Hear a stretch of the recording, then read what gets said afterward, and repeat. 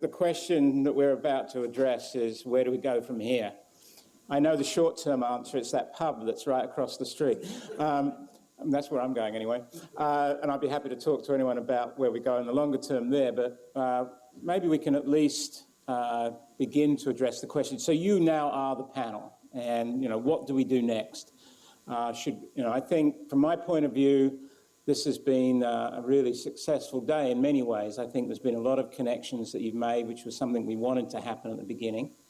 But I'd say there was also some things for me personally that was slightly disturbing, I suppose, and which we ought to think about addressing, but it's, again, for the audience to decide. One of them was around education. I sort of got the sense, and you'd certainly correct me if I'm wrong, that there were a number of independent efforts going on, but they weren't particularly well, if at all, coordinated with respect to how they might be to actually really improve the student experience. And no fault perhaps of us in the room here, but getting stuff like that on the table is so incredibly glacially slow. And when you hear what's going on in Extension, where they have much more flexibility, it really is disturbing when you think that there's clearly a large workforce out there, there's plenty of opportunity for jobs in the workforce, and we're not even beginning to train people yet enough for this. It just seems to me almost egregious. So that was one thing I noted. Another thing, and you can really push back on me on this, but there was a lot of time when we heard about amazing infrastructure, and then on the other hand we heard about applications that didn't really seem in many cases to be using that infrastructure. So I'm wondering whether, and perhaps that's what we're trying to address here, that there is a mismatch between, or not enough interfacing between our infrastructure and the applications. That clearly we have undoubtedly world leaders working here who can really do some amazing things. And I think, frankly, this recognition, which another sort of part of what drove this workshop, was when we were unsuccessful in the Moore and Sloan Foundation initiative. For those of you who don't know, and I was involved with the RFA for this, but they put out an RFA for essentially institutions to respond to really promote data science within their own institutions. And you had to prove that you were on an upward trajectory in doing this to actually be successful. We were one of 15 institutions that were selected, but we didn't even make it into the second round. 3 have now been awarded, and it's about a $40 million thing. So I think that to me is an example of where we're not really coming together enough, and I think this workshop is really beginning to address that, so I'm very pleased about that. So those are all the problems from my point of view, and I'm going to say one more thing, because I'm always, it's bad to have problems and no solutions. So I thought an interesting thing that perhaps we can persuade the Chancellor to do is to create a Chancellor's Prize. This is just an idea, and I want to hear other ideas for going forward, where the awards actually come from groups working together across campus, where you've got infrastructure and domains where you could actually do something in, say, a year or two that would be really something that could not have otherwise been done.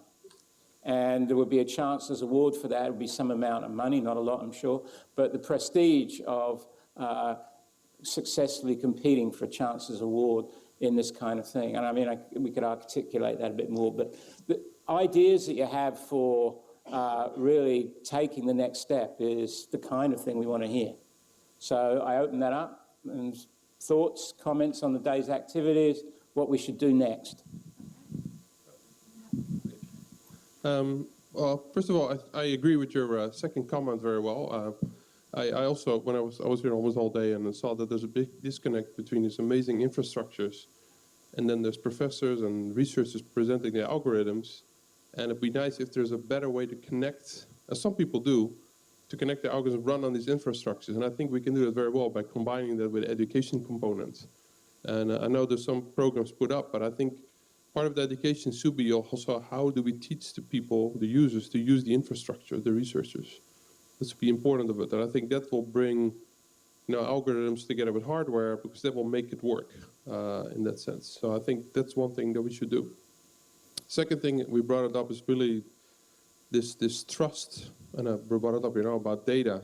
Can we get access to data? How do we handle it? What kind of information get out of there? And I think we need to also create some effort there. I'm not sure how to formulate that, where we have a better way of accessing the data and making sure that this is protected, and that the researchers can work with it and conclusions come out, but the data is not going to be used for any other purposes. And I was amazed to see that the Facebook, that I guess there was a lot of data shared there. But in general, it's very hard to get access to data because it's either expensive or it has liability issues in sharing this data. So I think these issues should also be addressed to go in this forward path. Again, this is my 2 cents on this.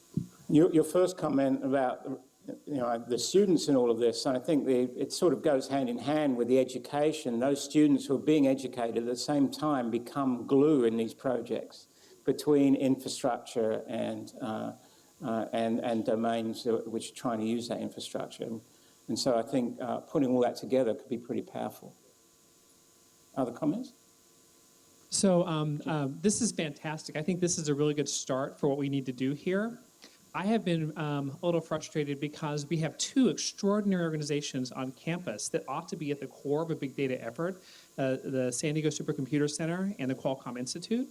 And it's taken me, I think, like 8 years to find out what these organizations do. And I'm still not even quite sure what they do, and they don't seem to be working together. So I think the more that we have a big data effort on campus that's helping to be a resource so that people who come here who are new or people from the outside world can see this matchup of tools and of people who are doing these multidisciplinary projects, the better off we'll be. And I don't even think that requires too many resources. I just think it requires efforts like this one to try to get us all talking to each other and try to figure out how we portray the information internally and externally to other people. Number 2, I think to that end, it might really help us if there was an institutional support for a big data center or ORU or department or something like that, where we were hiring faculty who were big data faculty. Because once somebody takes possession of that as the goal of their enterprise, their institution, they're going to be active on campus pulling us all together. So I want to reiterate, I think this is a great first step, and I'd like to see the momentum continue.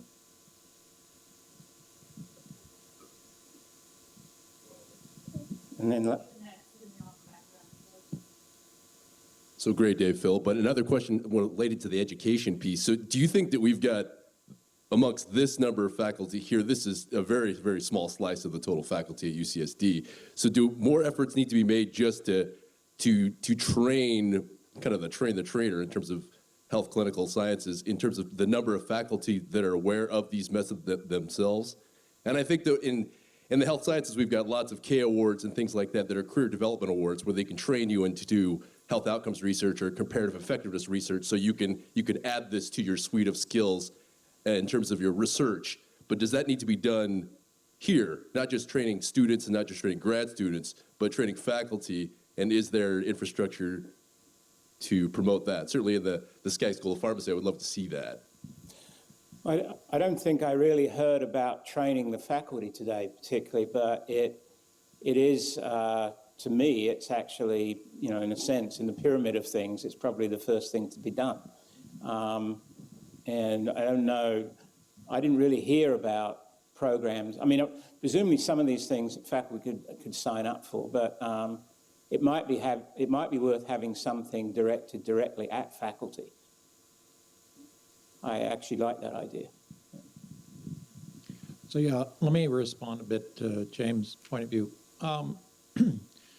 The thing I would totally agree with you is that there is not a clear presentation of what's available between Cal IT2 and Qualcomm Institute on this campus at a level it should be to basically students, faculty, and staff on the campus, or even industrial partners who might want to work with the campus. And working with the Chancellor and Mike Norman to try to do something by the end of the year to move in that direction. However, this mythology that the Qualcomm Institute and SDSC don't work together just needs to be, put to rest. I am going all over this country and have for the last few years giving invited lectures on how these other campuses could get anything remotely as leading edge as the big data cyber infrastructure that exists on this campus. So it's ironic that the people on this campus don't seem to know about it, whereas I'm being invited from the West Coast to the East Coast to give talks on it. It's part of what the NSF is certainly very aware of. And so it's an internal problem. But I just would point out that Phil Papadopoulos at the San Diego Supercomputer Center and myself have been co-principal investigators for over a decade on things like the Optoputer, on Quartzsite, on Prism, that have created by far the most advanced network cyber infrastructure, coupling into Gordon, into what will be coming like with Comet. There's nothing like it on any campus on the country. I would say it's also essentially not used by almost all the faculty on this campus. So there is great irony in this. And I think it's important to recognize how much money we're leaving on the table when we have this and we fail to be able to exhibit it on request, like to the Moore Foundation. And it's just ridiculous. And as to how to solve this, I don't know, but it is the elephant in the room. It is the thing that if we don't solve it, we might as well just go back to doing little data on the shared internet. China? I think one of the ways I can help people collaborate is to kind of have an infrastructure that solves some of the common problems that are being brought up. So, for example, I think a lot of the issues that are being brought up is the issue related to trust and legal liability issue. And that's something that may be worthwhile to have someone, some group that will take the lead in figuring out the legal issue and me sharing data with Facebook or vice versa. Because I don't think I can share clinical data with Facebook. I would love to. But that's the kind of stuff where that would require, I think, legal counsel. And that's not available. They shut down our project for 6 months, the lawyers here. But they couldn't work out some semantic details about Right. questions for which would be to them. Right. It's for the standing of legal progress. True. But the thing is, I had to explain to the California Attorney General why I needed the statewide data. So I need some legal advice on how I can share data that I got from the state of California.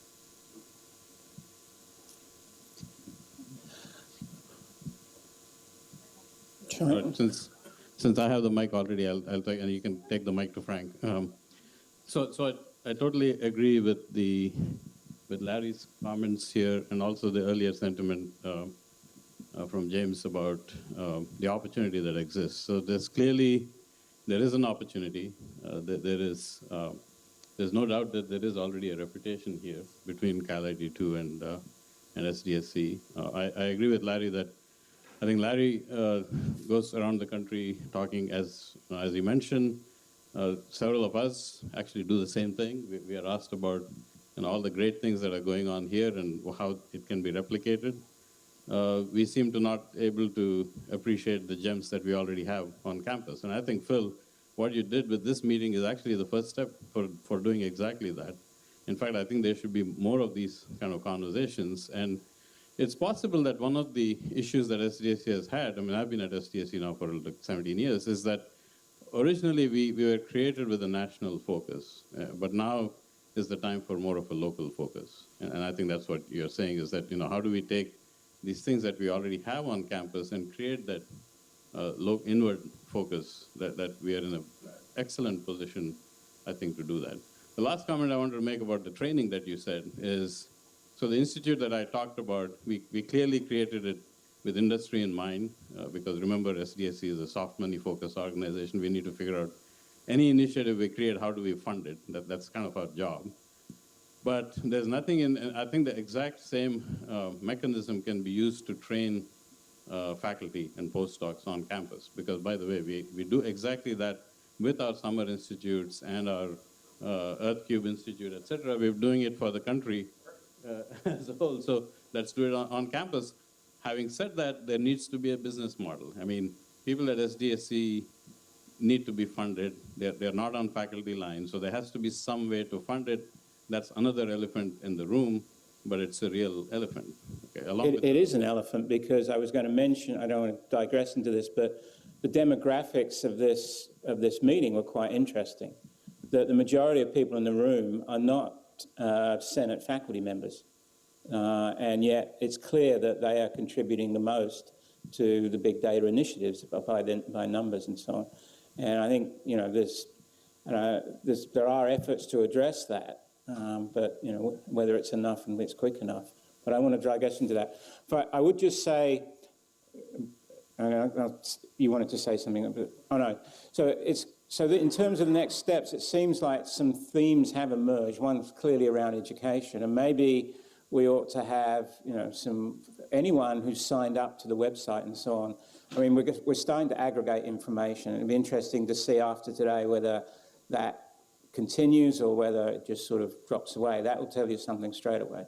But probably to form some subgroups of people who are interested out of this community to sit down and look at some of these education things and look at, you know, maybe just makes a few course corrections on things you're already doing based on what you find from other people, or whether there's holes. There's undoubtedly, there may be things that are being potentially over-taught, and things that are being in the holes where things are not being taught at all. So just looking at that, I think, would be a very valuable exercise in itself. And then, you know, other groups might self-form around different aspects. And I will go back and talk to Sandy Brown about what the administration should be doing to further sort of stimulate these kind of activities. Other thoughts? Phil, I wanted to ask a question. The wonderful work by the surgeon that was detailed, notwithstanding, my question is very basic and very naive from a relative outsider. And that has to do with the lag of the clinicians to enter this field. For example, at the Cancer Center, every week we have a molecular tumor board. And I guess this is moving towards big data. Patients their sequence is developed at Foundation Medicine, their cases reviewed, and pretty much by analogy or other means, decisions are made with respect to potential targetable lesion that's tried. And there's really no entrance in a usable database. Perhaps in this small area, well, here, it wouldn't add up to big data, but across the country, there are these, quote, N=1 experiments. So my question is, how does one enter into this circuitry and engage all of these resources to bring that into a workable solution? Just taking that example explicitly, it just so happens that last week I was talking to Harold Varmus, who's the director of the National Cancer Institute. And as you probably know, there's something called the genome cloud, the cancer cloud, sorry.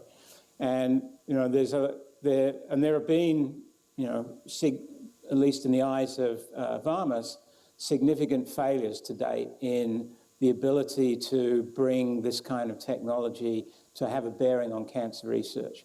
CA-BIG is, you know, the example in question, where huge amounts of money were spent without really seeing the benefit to cancer patients. And I think there's a much more cautious effort going on now, but undoubtedly there's absolute recognition that the future, if you go to any of the institutes at NIH focused on diseases, it doesn't matter, it does not just NCI, there's an absolute commitment to better using data to address, because that's seen as definitely a step that's needed to improve outcomes for these diseases. And that goes actually across institutes, which is something that's not happened before. So the point is that that extramurally, there will be a significant number of calls which this audience would be collectively, if you've got some cancer researchers, there's some experts in managing large data sets, we're going to see new opportunities like we've never seen before. I mean, already some of this stuff is starting to come. As a number of you know, there's a big data to knowledge initiative at the NIH, but totally oversubscribed. I mean, there have been 5 or 6 applicants from here, and there's well over 100 overall around the country, and there's going to be 6 to 8 awards initially. But so it's going to be competitive, but there's going to be opportunities, and there's going to be more money, I think, focused in this direction. So that's good news at least. So let me just say one thing. Just use, because they're recording, they're recording. Oh, there. Okay. All right. So first of all, I think, one of the things that we need to not do, and then I'll tell you that we're doing many things right. One of the things that we often look for when, we want to do an initiative or something, somebody from the top down should invest, whether in form of dollars or FTEs, and that's just the wrong way to approach it. At the end of the day, we should not be caught by the labels, and that seems to be dominating some of the conversation here. What are those labels? Whether we are a Cal 82, a Qualcomm Institute, or SDSC, or a department, or an academic-centered manner. At the end of the day, we are here only for one of the 3 things, maybe a combination of them. We advance knowledge, we train talent, and then in some measurable, immeasurable way, solve society's problems. Some organizational units are more towards advancing knowledge, some are more towards training talent. In case of departments, academic departments, we are much more about training talent. Everybody has a different talent pool. For example, we have faculty who just love to teach and teach very well with the students. And my grants and organization will have individuals who are very good in formulating big data, big projects, not big data, but big projects that can actually move the needle in knowledge. And so we need both of those units. The problem we are getting into is, well, that's a department and this is an ORU, that those designations are actually getting in the way. You have a charter, so do we. And we ought to work together. And if you think about it that way, then you actually have an organization, and probably one thing that can happen bottom up, and I'm sure it will be blessed at some level, is that these units start to come together. Cal 82, in fact, if you look at the drive from, oftentimes when I drive down from SDSC down to Cal 82 or Qualcomm Institute, I said, this is the data corridor waiting to happen. There will be new programs, new buildings, new efforts that will come up. And that bridge will happen. We are that bridge. Today I'm seeing that already. All I had to do was to just reach out a little bit to SDSC folks. And they have been more than forthcoming in working with us. We created what I think is a very strong proposal. I'm pretty sure Academic Senate will see through it. It will happen. There is a certain diligence that goes on, which I think is right, because we're going to hire people who will be with us for the rest of their academic life. And so we cannot make recruitment decisions and so on based on what is the flavor of the year or month in any funding agency. And that takes time. So with all that said, we are often called upon. In fact, there was a big discussion going on the faculty with ours is, if you talk about interdisciplinary work, UCSD is actually an example of how it should be done. So anyway, so that's the point I wanted to point out. There is a lot more to look forward to. I think that's probably a good note to end on. However, I just want I'm going to give Stephanie Hagstrom the last word, because as you're probably aware, Stephanie is just absolutely incredible, and anything I've organized in the last 10 years would not have happened if it wasn't for Stephanie. So, but she wants to say a couple of final things, and including giving thank yous to people who were involved. And there's a few people. So thanks, Stephanie, and you'll thank everyone else.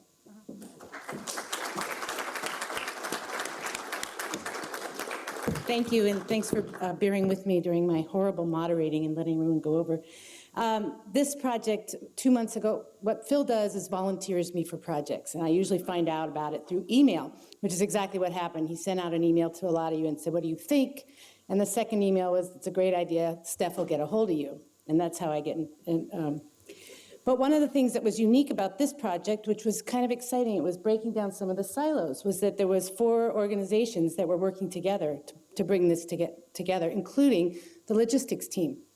And it was bumpy, learning how to work together. I mean, it is, we're not used to it. And, you know, James, I was thinking about you, it's a social issue on this campus.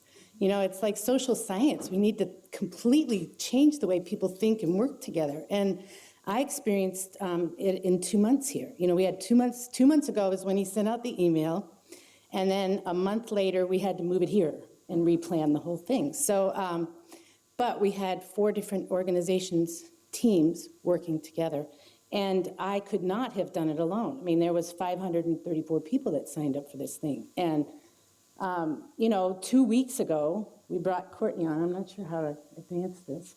This team here was amazing, but look at all the different institutions. I mean, we're all from different areas, and there's absolutely no way. I mean, we set up the website because I knew when I saw that email go out and all of you respond that we were going to need a portal, not just a website for a conference. So we've set that up, and I would think after this is that we ought to get some more of you together and really look at how can we take advantage of this with that website. And Jesse, who is with Phil's group at PDB, designed that. He did a beautiful job. Willie is my go-to guy, 7 days a week. Midnight, I send him emails and he responds. And I wish they were here because they've been great. And Willie's the one that every time we have a problem, I send it to him and it's done. Amira, who's outside, and she's the event coordinator for Cal IT. And then when we moved her up here, Ramesh offered to allow her to continue on. They donated her time. And she's fabulous, and I couldn't have done it without her. Courtney, poor Courtney, a week ago, 2 weeks ago, we realized we needed somebody to kind of herd all of you and your slides and everything else, and we brought Courtney, and thank you so much. It was fabulous. And then Erwin, who's the facility manager here, trying to work with us and our enormous requests back and forth. And, you know, we pulled it off. And then, in addition to that, each one of these has their own team. And I just wanted to first give a round of applause for these people. And then every event takes a whole team on site. And these are all the other people that worked on this event today. And they're all behind the scenes. But everybody from Lori and Yanka from ORA that were helping running mics today to people that are working at the registration and so on. UCSD TV's here. Great effort, and I just want to thank everybody. I'm looking forward to kind of seeing where we're going to go next with this thing, and thanks very much.